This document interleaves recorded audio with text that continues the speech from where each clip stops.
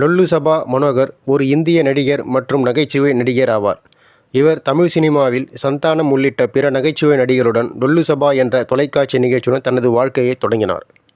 இவர் பிறப்பு 10 ஜனவரி 1958. இவர் பிறந்த இடம் சென்னை.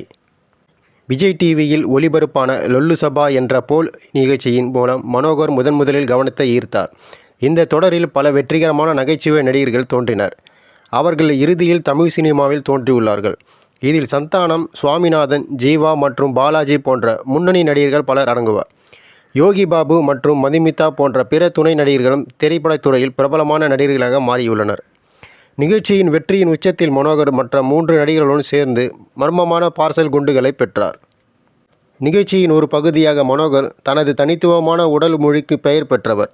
2017ஆம் ஆண்டில் பீட்டாவின் ஜல்லிக்கட்டு தடைக்கு எதிராக அவர் எதிர்ப்பு தெரிவித்துள்ளார்.